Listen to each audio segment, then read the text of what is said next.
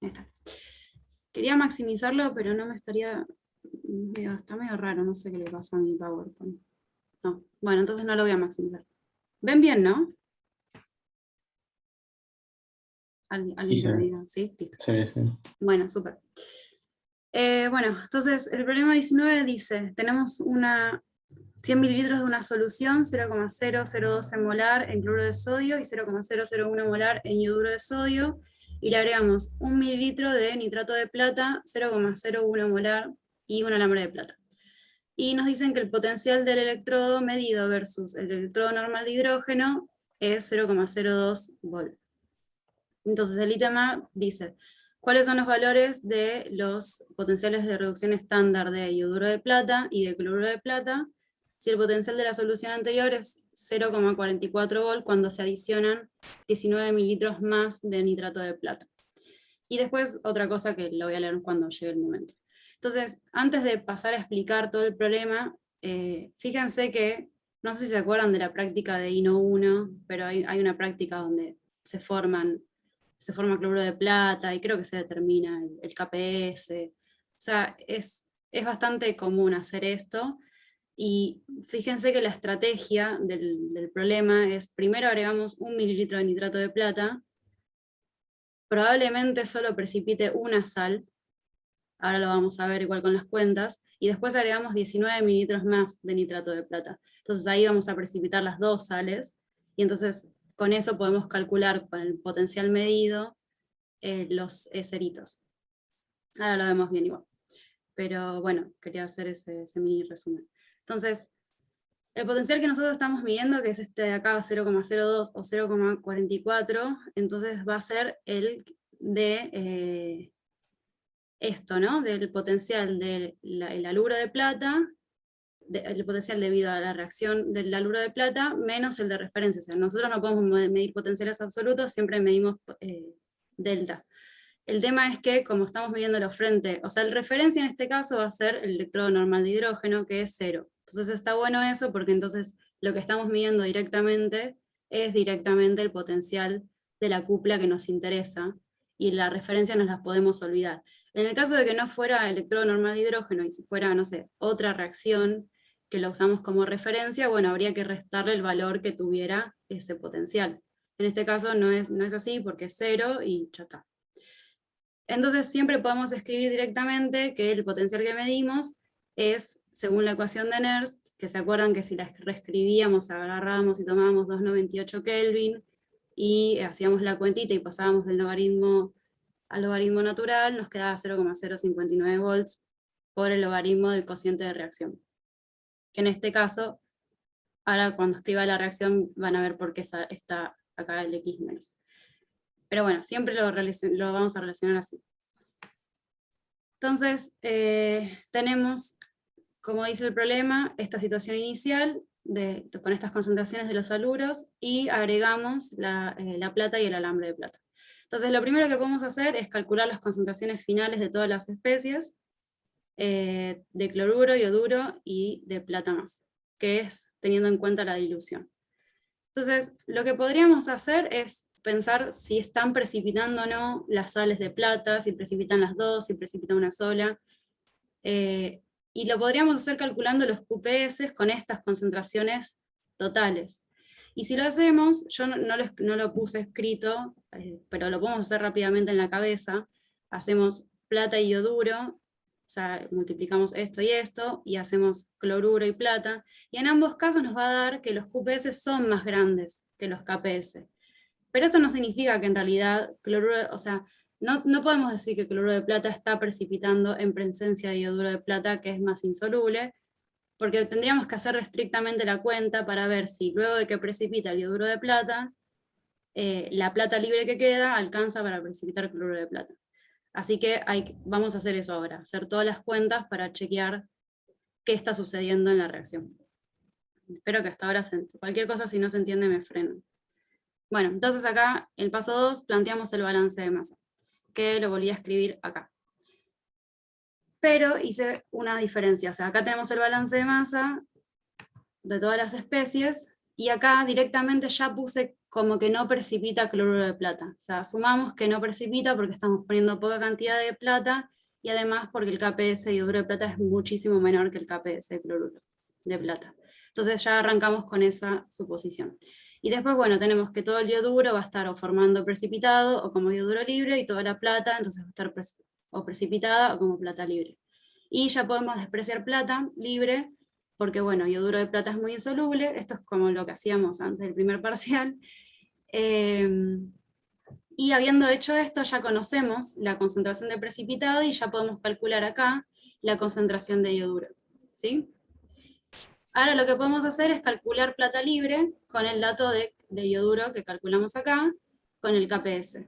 Y ahí nos va a dar esta concentración de plata, porque esa era menos 3 molar, que fíjense que ya podemos decir que el desprecio estaba bien hecho, es despreciable frente al precipitado de yoduro, y gracias a que ahora tenemos la plata libre y ya tenemos cloruro libre, podemos calcular efectivamente el QPS de cloruro de plata y vemos que es más chico que el KPS, entonces estuvimos bien en decir que no iba a precipitar cloruro de plata. Entonces ya sabemos qué está sucediendo en la reacción y tenemos todas las concentraciones de los iones libres. Acá puse, les recuerdo que cloruro sale directamente de la dilución porque no hay precipitado, plata libre sale del KPS, habiendo conocido yoduro libre, que sale Disculpa, de... ¿puedes volver un momento cómo sacaste el yoduro libre? Sí, yoduro libre acá sale de hacer la resta entre total, que sale de la dilución, y el precipitado, que sale de haber despreciado plata libre acá. Claro, y la del precipitado no vi de dónde la sacaste. El precipitado de yoduro de plata, Sí.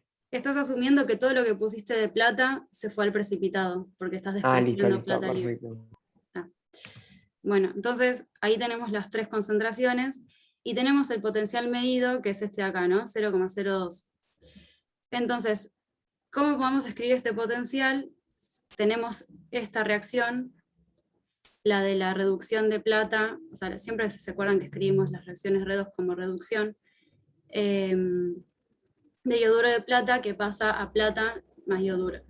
Entonces, de nuevo, el potencial lo podemos escribir como el potencial de la cupla que nos interesa, menos el potencial de referencia, que dijimos que es cero, porque estamos midiendo frente al electrodo normal de hidrógeno. Entonces escribimos el potencial, la ecuación de Nernst.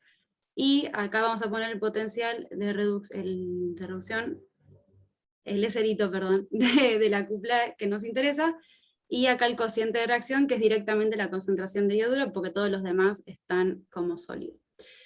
Entonces calculamos ya yoduro libre con los balances de masa, y fíjense que tenemos el potencial, así que calcular el potencial estándar va a ser simplemente hacer esta cuenta, pasar acá sumando y listo. Y ahí lo calculamos, o sea, bastante sencillo. Bien, Disculpa, los potenciales estándar sí que eran datos, ¿no? ¿cómo? El potencial estándar de la reducción del yoduro de plata a plata sí era dato. No, es lo que hay que calcular. Esto es lo que pide el problema. Ah, te dan el otro, listo. Me Claro, lo quedaba en que el vos mismo. tenés es lo que vos medís con tu electrodo con tu electrodo de referencia. Digamos, tu electrodo de trabajo y tu electrodo de referencia, vos medís esta diferencia de potencial. Como tenés la referencia que es cero, es directamente la ecuación acá, el potencial de la cupla que te interesa, y bueno, necesitas la concentración de ioduros libres, así que todo lo que hicimos antes era para esto, para poner acá esa concentración y poder despejar el potencial estándar. Bien, ahora cuando agregamos 19 mililitros más de plata, volvemos a calcular las concentraciones totales de las especies con la dilución. Y bien, y ahora ya no podemos decir que no se forma precipitado de cloruro de plata, porque probablemente se esté formando, así que lo vamos a incluir en el balance de masa, que antes no lo habíamos incluido, y lo que podemos hacer ahora es despreciar yoduro, porque bueno, yoduro de plata es muy insoluble, y también despreciar plata porque está formando los dos precipitados. Entonces con esto, fíjense que de 2 y de 3 podemos pasar restando acá el precipitado de yoduro de plata, Esto lo conocemos porque es directamente todo lo que pusimos de ioduro. Tenemos esta concentración y como despreciamos plata, esto es directamente el precipitado de cloruro de plata. Y con esto podemos calcular la concentración de cloruro libre si pasamos restando el precipitado de cloruro de plata y nos va a dar este valor. Y fíjense que es el mismo procedimiento que antes. Ahora que tenemos, ahora que tenemos cloruro libre, podemos calcular la concentración de plata con el KPS, chequeamos que era despreciable frente al precipitado, esto lo copié de la diapo anterior, y también podemos chequear que también es despreciable el ioduro con el dato de plata libre, también usando el KPS. Esos son... Disculpa, sí. ¿podés volver un momento a las 2 diapositivas antes? Sí. A donde hiciste la suma. En la de 2 y 3, ¿qué hiciste? ¿Sumaste? No, de 2 y 3 hice. Pasé restando el precipitado de ioduro de plata, acá, ¿sí? Y calculé el precipitado de cloruro de plata. Y una vez teniendo el dato del precipitado de cloruro de plata, lo puse en la ecuación 1, pasé restando, y ahí tengo cloruro libre. Perfecto, perfecto, muchas gracias. Sí, capaz el álgebra me quedó medio desordenada. Tengo que aprender a hacer bien esas cosas. Bueno, y con todo eso, y los KPS, calculamos plata libre y ioduro libre para chequear los desprecios. Pero eso es para chequear desprecios. El tema ahora es que tenemos finalmente cloruro libre, que es lo que nos importa. Y tenemos medido, o sea, ahora es de nuevo lo mismo. Tenemos medido el potencial de la solución, tenemos cloruro libre que lo calculamos, escribimos, ahora en este caso vamos a escribir el potencial con la cupla redox que nos interesa, que va a ser la de cloruro de plata, y entonces lo que tenemos que poner acá es el potencial estándar de cloruro de plata y la concentración de cloruro. Y con esto podemos calcular el eserito como la vez anterior, pasando acá, sumando y listo. Y lo que les quería aclarar es que, o sea, acá yo usé el potencial de cloruro de plata a plata. Yo puedo usar, yo cuando estoy midiendo un potencial lo puedo escribir con cualquiera de las especies que estén en equilibrio. O sea, una vez que las especies alcanzan el equilibrio, ese potencial que yo estoy midiendo con mis dos electrodos, 0,44, lo puedo escribir como el NERST de la especie de ioduro de plata a plata, pero también la puedo haber escrito como la especie de plata más a plata, o la especie de cloruro de plata a plata, siempre y cuando en el cociente de reacción ponga las concentraciones, teniendo en cuenta todos los equilibrios que están ocurriendo. Pero no sé, me parecía importante que entendieran eso también, porque en el anterior yo elegí ioduro de plata, pero acá estoy usando cloruro de plata, y sin embargo ioduro de plata sigue estando, solo que elijo lo que a mí me conviene para lo que me está pidiendo el problema. Bien, bueno. Y una vez hecho eso, ahora la parte B es como un poquito más quali, que dice, discuta en función de los resultados obtenidos cómo se modifica el poder oxidante de la plata por adición de agentes precipitantes. Entonces ya podemos ver que cuando cuando agregamos agentes precipitantes, el potencial cambia, y vemos que cambia, que baja. No puse el de plata más a plata, que es 0,8, si no me equivoco. O sea, fíjense que arrancamos 0,8, baja 0,2, sí. Y después baja aún más, se vuelve ya negativo. Esto ya Fernando lo dijo en la clase pasada, y me parece que esto ya lo había explicado Marian también, pero bueno, lo pide el problema y me parece bien que lo recordemos un poco. Bueno, Marian contaba cómo calcular KPS, esto es medio lo mismo, es más como pensar. Entonces podemos ver qué significa entonces poder oxidante. Va a ser la tendencia a reducirse de la especie. O sea, fíjense que si nosotros escribimos delta G como menos NF delta E, si uno quiere ver la tendencia a reducirse, o sea, siempre cuanto más negativo es delta G, más espontánea va a ser una reacción. Entonces, si algo tiene tendencia a reducirse, significa que va a tener un potencial de reducción más alto, o sea, para que delta G sea negativo por este menos que tenemos acá. O sea, todo esto tiene que ser más positivo. ¿Qué es esto que les escribo acá? Entonces, podemos ver qué le pasa al potencial de la plata con distintas especies que la hacen precipitar, escribimos acá como nos hacemos un pequeño ciclo termodinámico. Si escribimos, por ejemplo, la reacción de precipitación de la plata con algo genérico X menos, el delta G lo escribíamos con menos RT logaritmo de KPS. Después tenemos la reducción de plata libre normal, que la escribíamos así. Y por último la reducción de la sal del sólido de plata, el precipitado de plata, que lo escribimos acá. Entonces fíjense que si hacemos 1 más 2, se cancela acá plata más, acá se cancela, y vamos a tener 3. O sea, 1 más 2 es lo mismo que escribir acá 3. O sea que lo podemos escribir como delta G3 igual a delta G1 más delta G2, que es esto que escribo acá. Como todo tenía menos, está todo positivo. Entonces, podemos ver que esto siempre está fijo, ¿no? Y que vamos a ir cambiando el ion que acompaña a la plata, o cloruro de plata, o ioduro de plata. Entonces, a menor KPS, todo esto va a ser más negativo, entonces va a ir disminuyendo el potencial redox de la plata con el agente precipitante, que es lo que estamos viendo acá. Bien, y es lo que les escribo acá. Entonces, cuanto más insoluble la sal, o sea, menor KPS, más chiquito se hace el potencial redox, o sea, menor poder oxidante. Y en esta diapo, lo que les escribí es como la manera más quali de pensarlo sin tanto delta G y hacer cuentas y qué sé yo, que es que si uno tiene esta reacción de reducción, donde estamos diciendo que a más insoluble la sal, significa entonces que va a ser más difícil de reducirla, o sea, termodinámicamente va a ser más favorable que la especie se quede como el haluro de plata antes que se reduzca. O sea que la reacción va a querer estar más para reactivos, más hacia reactivos. O sea que el delta G de esta reacción va a tender a ser más positivo, porque esta reacción es la que no sería la favorable. O sea que si este delta G tiene que ser más positivo, este cerito tiene que ser más chico, porque está este menos acá. Es otra forma de pensarlo, pero es lo mismo. Bueno, espero que se haya entendido. ¿Alguna duda, algo, comentario? Se entendió perfecto. Súper, bueno. Y ahora sí, el 18. Y ya está. Hacemos el 18 y listo. Bien. Que es un verdadero o falso, que dice, discute la veracidad de las siguientes afirmaciones, justifique su respuesta sin realizar cálculos.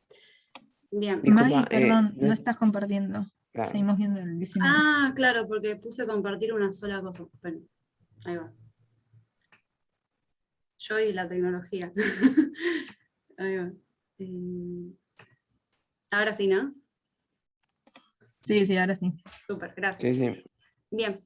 Bueno, entonces ahora sí, discute la veracidad de las siguientes afirmaciones, justifique sin realizar cálculos. Bien, el ítem A, bueno, ahora los leo. Vamos a hacer un breve repaso de lo que dijo Fernando la vez pasada, porque lo de recién está en la parte de equilibrio, ahora estamos pasando ya a valoración y capaz no se lo acuerdan. Lo de recién la verdad que tenía mucho de lo de precipitación del primer parcial. Bueno, breve repaso de lo que es una valoración redox, y como ahora vamos a hacer el verdadero o falso, habla todo de serio y hierro. Todas estas cosas me las robé del Harris, que por suerte tenían serio y hierro. Bueno, por eso puse esta reacción acá. Entonces, esta va a ser la reacción de valoración. Por ejemplo, queremos valorar la concentración de hierro 2+, con el titulante serio 4+.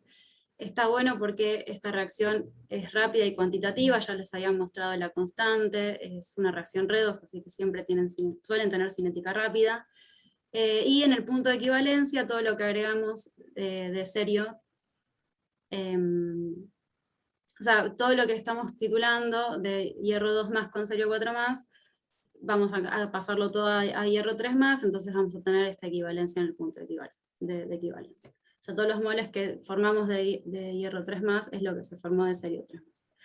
Bien, ¿y cómo es? Entonces agregamos serio 4+ en solución, a la solución de hierro 2+, con la bureta, y lo que vamos a ir midiendo es con un electrodo indicador, y obviamente tenemos que poner un electrodo de referencia de nuevo, porque no podemos medir una sola cupla, un solo potencial, siempre lo medimos frente a algo. Lo que quería como dejar claro es que nosotros en el electrodo indicador, de nuevo, podemos escribirlo, podemos pensarlo como la reacción de reducción de hierro o la reacción de reducción de cerio. Vamos a elegir la especie que nos convenga según el momento de la titulación en la que estemos. Y la reacción de la célula, como dice acá, la reacción total, que va a tener en cuenta en este caso la referencia que eligieron es con mercurio, puede ser electrodo normal de hidrógeno, puede ser otra cosa. En realidad no nos importa, es simplemente para poder medir el potencial. Es despreciable frente a la reacción de valoración. O sea, a nosotros nos importa lo que está midiendo el electrodo indicador. Era lo que más quería. Hay una cosa además. El electrodo de referencia está hecho de manera tal de evitar que tiene un puente salino que lo que hace es retrasar la difusión del hierro 3, del cerio 4, del hierro 2, del cerio 3, de lo que sea, al electrodo de mercurio. O sea, en principio no tendría por qué pasar, aunque ni siquiera en pequeñas cantidades. Claro. O sea, eso experimentalmente está hecho para que eso no suceda. O sea, sí, no sé qué sea el problema, pero... No, es solamente para aclarar que sí, que la pero, referencia no nos está molestando. O sea, lo único no, por referencia no molesta y no molesta, está diseñada especialmente para que no moleste, digamos, en los tiempos de un experimento. Obviamente, si uno lo deja toda la vida ahí, en algún momento va a llegar. Pero en el tiempo que uno hace un experimento, seguro que no va a pasar nada. Exacto. Y la otra cosa es, célula es muy mexicano. Acá en Argentina somos más bien célula. Sí. Pero eso depende del libro. No tuve tiempo de ponerlo lindo, la verdad. Pero sí, reacción de la celda. Bueno, pero nosotros siempre vamos a estar hablando de la reacción del indicador, del electrodo indicador. Y como les dije, la podemos escribir teniendo en cuenta las especies de hierro o las de cerio, según lo que nos convenga en cada punto de la curva. Bueno, la verdad que lo preparé un poquito a las apuradas, así que puede ser que me falten superíndices y cosas. Pero bueno, esperemos que salga bien. Entonces, el punto A dice, el potencial en el punto equivalente para la titulación entre hierro 2 y cerio 4 no se modifica por la adición de un complejante de hierro 3. O sea, si estamos haciendo la titulación, vamos a ver qué pasa si encima hay algo que compleja el hierro 3 que estoy formando cuando estoy titulando hierro 2 con cerio. Entonces, solo para recordar, en el punto de equivalencia añadimos la misma cantidad o sea, la cantidad de cerio 4 más para oxidar todo lo que había originalmente de hierro 2 más. Entonces, todo el cerio se va a encontrar como cerio 3 más porque reaccionó cuantitativamente, y todo el hierro va a haber pasado hasta estar en la forma oxidada. O sea que tenemos esta relación de acá, en el punto de equivalencia. Todos los moles de cerio 3 más iguales a los moles de hierro 3 más. Y en el caso de que, como todo es un equilibrio, puede ser que un poquito de hierro 3 más se reduzca a hierro 2 más, o un poco de cerio se oxide. No hay razón para pensar que uno lo va a hacer más que el otro, así que también vale la equivalencia para los reactivos, en el punto de equivalencia. Bien. Entonces, nosotros podemos escribir el potencial del indicador, el que estamos midiendo frente al referencia, como les dije antes, como con las especies de hierro o las especies de cerio. Y como no, en el punto de equivalencia no sabemos bien, o sea, si bien todo el hierro cuantitativamente se oxidó y todo el cerio cuantitativamente se redujo, si bien hay un poquito de cantidades de los reactivos todavía, no conocemos cuáles son. Entonces nos conviene trabajar con la suma de los dos potenciales, que nos va a dar esta ecuación de acá. O sea, esto simplemente es sumar. Y esto es propiedad de los logaritmos. Y como tenemos ahora este dato, ¿no?, de que en el punto de equivalencia las cantidades de reactivos y de productos, los moles son iguales, podemos cancelar todo acá en el logaritmo, entonces el potencial que medimos va a ser el promedio de los eseritos de las dos especies. Todo esto ya lo vieron con Fernando, esto es sin complejantes. Ahora, ¿qué pasa cuando Y es el problema 4, además. Ah, ok, bueno. Estamos repitiendo, podríamos usar el dato del tema del programa 4, bueno, no importa. Sí, Estamos dale. repitiendo. Bueno, ahora pensemos qué pasa cuando lo que estamos formando de hierro 3+, ya no está todo como hierro 3+, sino que empieza a formar parte de un equilibrio de formación de complejo. O sea que va a bajar la concentración de hierro 3 libre. O sea que si volvemos a ver esta ecuación, la misma de recién, y miramos acá la concentración de hierro 3+, ya podemos decir que va a ser menor, porque parte de ese hierro va a estar formando complejo. O sea que ya no puedo cancelar acá estas dos cosas, pero ya sí puedo decir que hierro 3+ es menor a cerio 3+, entonces todo esto va a ser más grande, o sea, todo esto va a ser más negativo, y el potencial nos va a dar más chico con complejante que sin complejante. Así que sí se modifica el potencial, o sea que esto es falso, que eso no lo puse. Pero bueno, sí se modifica. Bien, otra forma de pensarlo es, en vez de escribir esta ecuación de acá usando las especies con hierro 3 libre, lo podemos escribir con el hierro 3 complejado.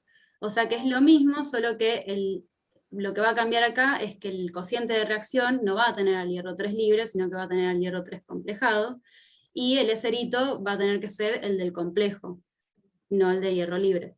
Y acá sí podemos cancelar todo, porque todo lo que formé de cerio 3+, también lo formé del complejo de hierro.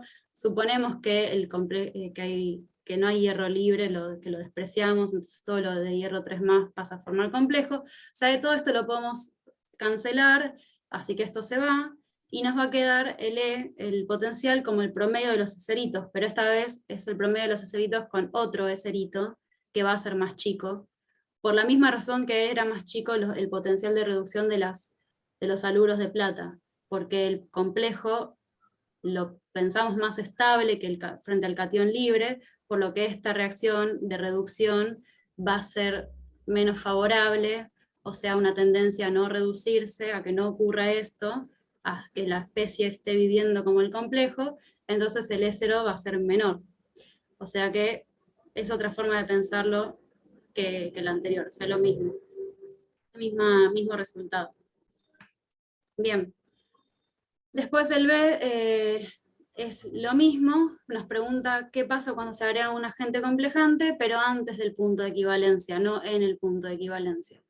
Entonces, ¿qué tenemos antes del punto de equivalencia? Si pensamos en cómo están las especies de hierro y de cerio, bueno, cerio no le pasa nada. Podemos despreciar cerio 4+, porque está en defecto, esto es antes del punto de equivalencia, todo lo que estamos agregando de cerio 4+ está yendo a 3+, porque lo está oxidando el hierro.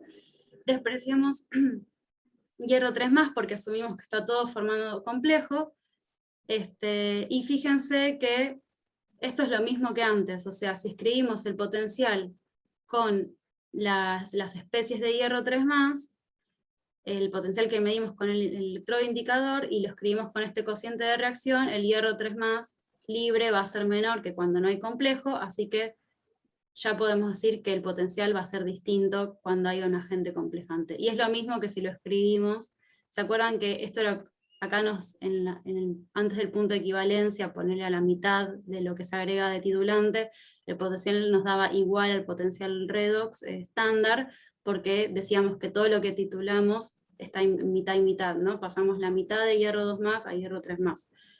Si cancelamos esto, porque van a ser iguales, porque asumimos que no hay hierro 3 libre, nos va a quedar el mismo resultado que antes, solo que ahora el eserito no es el de hierro 3+ a 2+, sino que tiene en cuenta el del complejo, que es otro valor. Así que, conclusión, sí se modifica el potencial antes del punto de equivalencia cuando hay un complejante.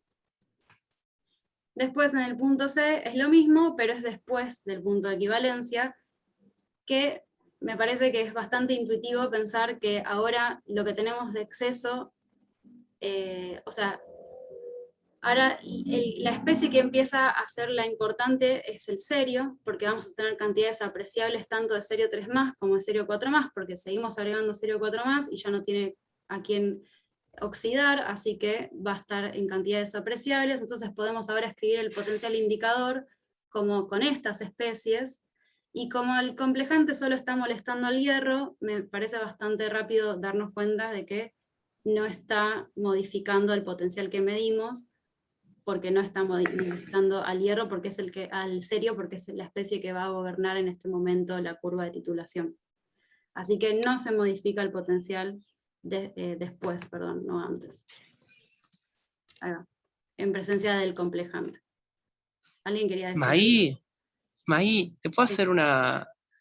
Quizás, tal vez el resultado no cambia, pero ¿no falta la concentración de complejo en las ecuaciones? La de complejo libre, en algún lugar, en reactivos sería... Ahí no, pero en las anteriores. ¿Dónde? Porque, por ejemplo, si vas arriba... Acá. No, una filmina arriba. Ah. Ahí. Vos decís que cerio más 4 más hierro más 2 da el complejo de hierro más cerio más 3. Pero falta el complejo libre antes de Sí. la reacción. ¿Esto? Claro, y eso aparecería en la constante, en el cociente. Sí, tenés razón. En la conclusión, la conclusión no debe cambiar. Sí, tenés razón. No, la conclusión no cambia porque sigue estando afectado, pero... Claro, pero debería, no sé. Sí, revisar Sí, eso. hay que razonarlo un poco más fino, pero la idea es un poco lo que estuvo contando ahora Magalí. Claro. O sea, Ay, perdón, abajo iría. Bueno, ahí, o sea, igual como caso es medio raro, por lo general los complejantes, que compleja hierro 2, compleja hierro 3, podrá cambiar la constante de equilibrio, pero, Sí. pero bueno, no Sí. importa. Pero lo importante a lo que voy yo de estos ejercicios es que tengan en cuenta que cambia. Y un poco lo que yo les di como criterio general en la teórica, ver un poco cómo son las constantes de formación y ver cómo influyen en el sistema. Fíjense que en el caso de los precipitados siempre les va a bajar el potencial de reducción, porque lo que está haciendo es sacando plata más del medio y entonces desplaza el equilibrio hacia reactivos. Piénsenlo como Le Chatelier, digamos. ¿Estamos? El problema no aclara que el complejante es solo hierro, pero si no lo pensaba así, la verdad que Se no. complica mucho. Se complica muchísimo. Si no tenés, en el caso del complejante, si no tenés las dos constantes, tanto para hierro 3 como para hierro 2, no podés decir nada, porque podría ser que, o sea, siendo el complejante formando un complejo más estable con hierro 3, lo que hace es bajarle el potencial. Pero si fuera al revés, que el complejo es más estable como hierro 2, se lo aumenta el potencial. Eso hay que verlo un poco con los equilibrios. Por eso la idea del ejercicio de desarrollarlo así fue como para poder contar algo cualitativamente, si no se necesitan los números. O si no, hay que empezar a hacer 2 millones de condiciones y no terminamos más. Sí, Pero exacto. lo importante es que cuando aparezcan estas cosas, es básicamente un ejercicio de GES que hicieron en química general. Lo tiene que plantear y lo tiene que pensar. O sea, los complejantes manejan la constante de equilibrio típica y que eso está relacionado con delta G0, y en el caso de las reacciones redox manejan los delta E, que también lo pueden relacionar con el delta G0. O sea, el concepto es siempre ese. Sí. Bueno, y también, bueno, está bueno también que se abra el debate. Pero sí, yo lo pensé que no compleja serio, porque si no iba a ser un lío. Ni tampoco hierro. Bueno, nada, así que esto la verdad voy a ser sincera, me lo robé del cuatripaso, no llega a hacer mucho más, a preparar mucho más para hoy, pero esta es la curva de titulación sin complejante, esto lo vieron con Fernando en la clase pasada, pero este problema creo que sirvió para repasarlo un poco, y fíjense que cuando le ponemos complejante, como habíamos visto antes, el potencial antes del punto de equivalencia baja, cambia, es distinto, baja, y también va a ser distinto el potencial antes del punto de equivalencia y en el punto de equivalencia. Y bueno, y después la curva es exactamente la misma, porque no, la especie que está gobernando es el serio, que no está siendo afectado por el complejante.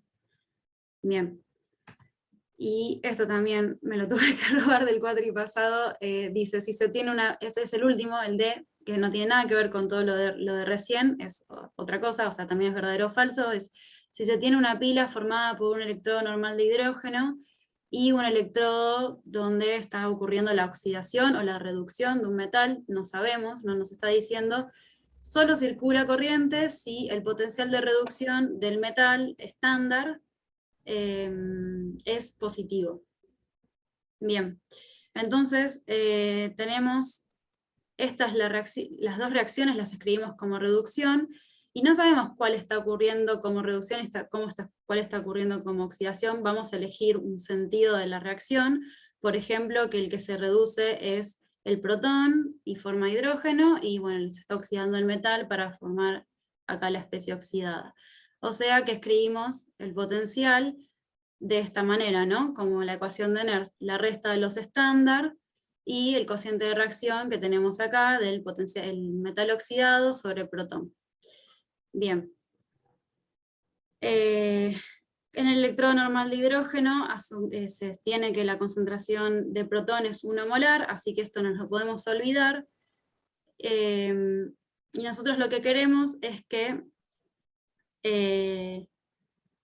circule corriente, pero no necesariamente tiene que ser que el sentido de la reacción sea este, o sea, esto es igual a 0 por convención, ¿no? Y todo esto va a ser negativo, y entonces lo que va a gobernar el signo del delta E acá va a ser el valor de acá, si es más grande que esto, y si es negativo o positivo. Entonces no tiene que ser, no podemos decir que el potencial estándar de reducción del metal tiene que ser mayor a 0 o menor a 0, porque en realidad si tiene que circular corriente, simplemente tiene que ser distinto de 0 el delta E. O sea que en realidad lo que tenemos que ver es que esto no se cancele, pero después el valor del potencial de reducción estándar del metal puede ser que esto termine todo esto termine dando negativo o que termine dando positivo, es indistinto, a lo sumo el sentido de la reacción se va a invertir. O sea, no se va a estar reduciendo protón, sino que se va a estar oxidando hidrógeno, y no se va a estar oxidando metal, sino que se va a estar reduciendo el metal oxidado. Espero que se haya entendido lo que quiero decir. O sea, siempre y cuando esto nos garantice que no sea todo igual a 0, va a circular corriente, porque el delta E va a ser distinto de 0, después el signo del delta E va a decirnos para qué lado va la reacción, si va a ocurrir así o si va a ocurrir a la inversa. Eso obviamente va a estar dado por el signo del E0, pero a los fines de lo que nos pregunta el enunciado no importa. Simplemente nos está preguntando si circula corriente. Perfecto. Una pregunta que puede ser un poquito en realidad es más de química general, pero para aclarar. No, acá no tira así. No, la pregunta es, acá obviamente en este tipo de reacciones nunca hay un sobrepotencial apreciable, un efecto de sobrepotencial apreciable, no lo consideramos, digamos, en el laboratorio prácticamente hablando. ¿Suele haber estos efectos o con un poquito de diferencia de potencial ya en general da la reacción? En realidad, si vos lo querés usar en química analítica y querés seguir la reacción a través del potencial, llamando estos dispositivos con un electrodo de platino, tenés que usar reacciones que sean rápidas y que no tengan un sobrepotencial. Por eso se limita un poco a cosas tipo usar serio 3, serio 4, porque la cupla serio 3, serio 4 se equilibra muy rápido con el electrodo de platino, y entonces vos la seguís a partir de esa cupla. Y por lo menos los problemas que vamos a ver nosotros en este curso van a ser todos con sistemas que están en equilibrio y no hay sobrepotenciales. Se cumple todo es muy rápido y todo está en el equilibrio. Si no te sirve para la titulación. O sea que en nuestro caso no vamos a trabajar con sobrepotenciales. cinéticas felices. Sí. Exacto. Sí. No, bueno, clarísimo, muchas gracias. Ok. No, de nada. Bueno, eso es todo, ya dejé de hablar. Me quedé sin voz un poco.